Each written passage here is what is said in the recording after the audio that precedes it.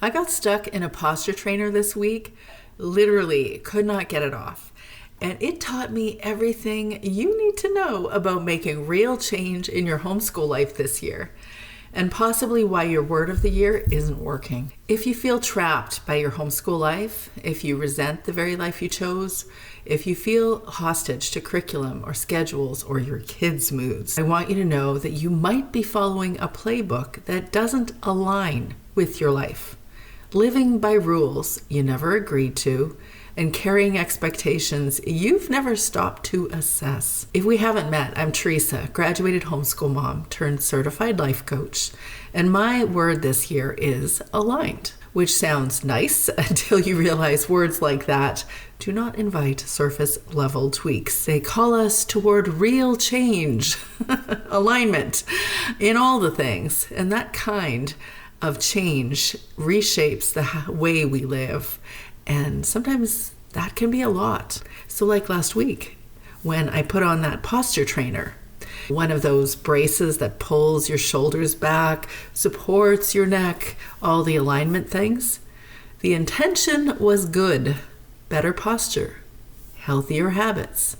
I'm recovering from a shoulder subluxation, and I sit a lot to write, to read, to coach.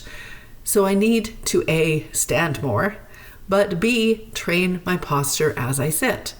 So my husband, he helps me put on this posture trainer, and then he left to do errands. And I realized I couldn't get out of this posture trainer by myself. I was literally stuck in my pursuit of alignment. And I could see that this is the most perfect metaphor for what we do to ourselves as homeschool moms. We pursue good things, better curricula, healthier routines, more patience, less yelling, but we do it with such rigidity that we end up feeling trapped. Sometimes even our good intentions become too tight, feel too forced, and are just too much.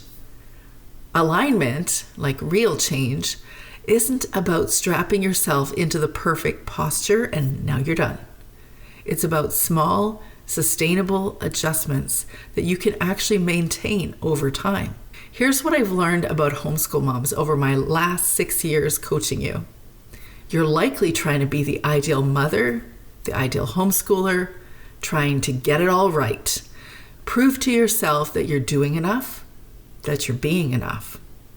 And you're trying to keep everyone happy. And somewhere in all of that, you lose sight of who you actually are underneath all of the shoulds and the supposed tos.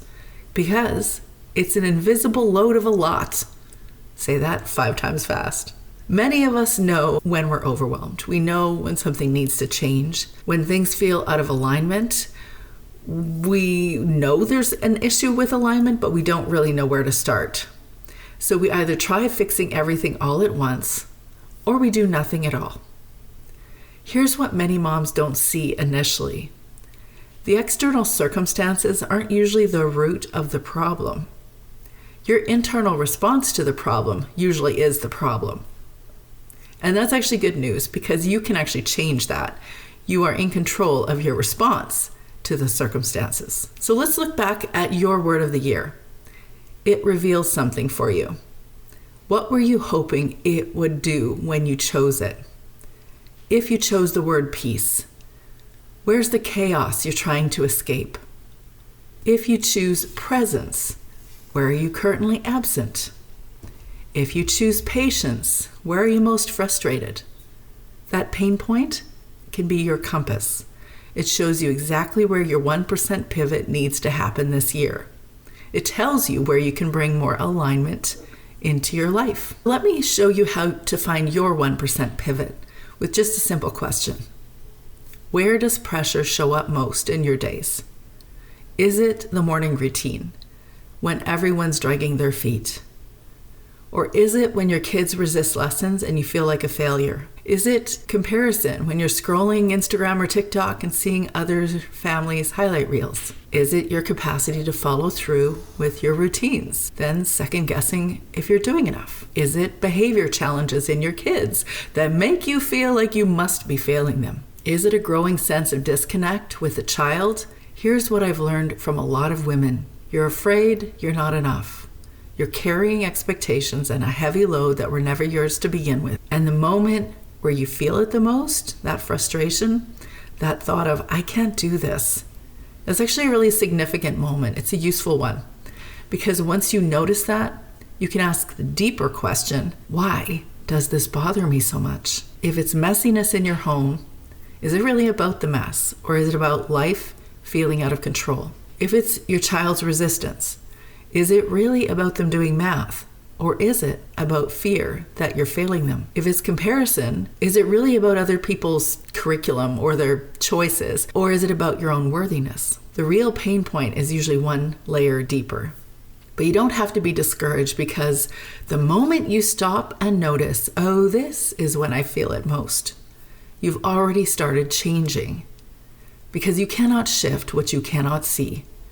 And that noticing, that is your 1% shift right there. So here is the simple practice I've been using with my word aligned. Throughout my day, I pause and ask, is what I'm doing right now aligned with who I really am, with the woman I'm becoming, with the truest version of myself? Sometimes the answer leads to tiny shifts, choosing a gentler pace, like grabbing my lunch even when I'm not done a writing project, saying not now when I am not interruptible, choosing a green smoothie with creatine, fiber, and protein for breakfast, sitting up with more confident posture, putting all those shoulder physio exercises into practice every day, taking my magnesium supplement so I don't take another ounce of chocolate, speaking more clearly, even asking myself, is what I'm writing and offering you, dear listener, the truest, most aligned encouragement and support I can give right now?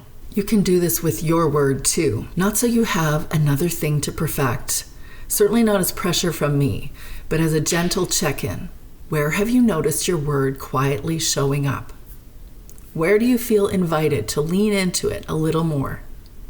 What might a 1% pivot look like? Just a subtle shift toward the life you're trying to create. Because a 40% life overhaul could feel overwhelming, but a small, faithful adjustment like a 1% pivot can be made again and again, and those are actually doable, right? Over time, they add up to make a life feel a lot different. Once you identify that specific pain point, that becomes your focus. That's where your 1% pivot lives. Not in overhauling everything, not in fixing 10 things or making 10 goals for the year, but in one small mindset shift in one area. And you know what? If you're feeling this and thinking, I actually want help doing this, I'm hosting something specifically for you. It's called the Homeschool Reset Workshop, my first workshop of the year in my Shed What's Not Working workshop series, because you want to shed what's not working. I've simply named it the Homeschool Reset Workshop, and it's happening live on Friday, January 30th at 12:30 p.m. Pacific. So if you haven't already made Fun Friday plans with the kids, consider joining me for a Fun Friday event with other homeschool moms who you haven't yet met, but might be living somewhere you're probably not, and you'll discover some real fast friends. Most of us think we need a massive overhaul to feel better about our homeschool lives, and we often feel the need for an overhaul right now in the slump season, this winter blues season where everything feels sloggy. The energy is low. The days are gray. We begin to question our curriculum choices, how we're doing it all or not doing it all, because we've lost our verve, we're tired of showing up every day, and we're losing our patience again. But what you actually need is a reset, a chance to step back together, get clear on what's really happening, and make small intentional shifts that create space for more peace and presence. In this 2-hour live workshop, here's what you'll get. You'll pinpoint the exact moment when overwhelm hits hardest and discover what's really driving it. Hint, it's not your curriculum or your kids. Also, you'll get a 10-second technique you can use immediately to stop reactive yelling and learn to respond with calm. You'll identify the specific tasks stealing your peace and get permission to drop them, so you can stop second-guessing every decision and start trusting yourself again as the right mom for your kids. Plus, you'll get the full workshop recording, a guided workbook, and journal prompts that you can use long after the workshop ends. I've learned that you don't need more information. You can get that anywhere. You actually need practical tools you can use, space, to breathe because you don't have a lot of space. I know that. I hear that all the time. I just need time to listen to myself. Well, this is where you can get it. And you can get support from your homeschool girlfriend, who is the one that you want to have alongside you to ask you the gentle but direct questions about what's really working and what's not. If you can't show up live, no problem.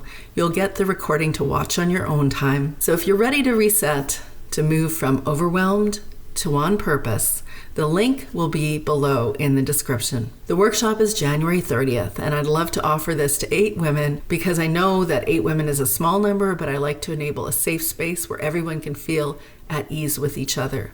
So don't wait.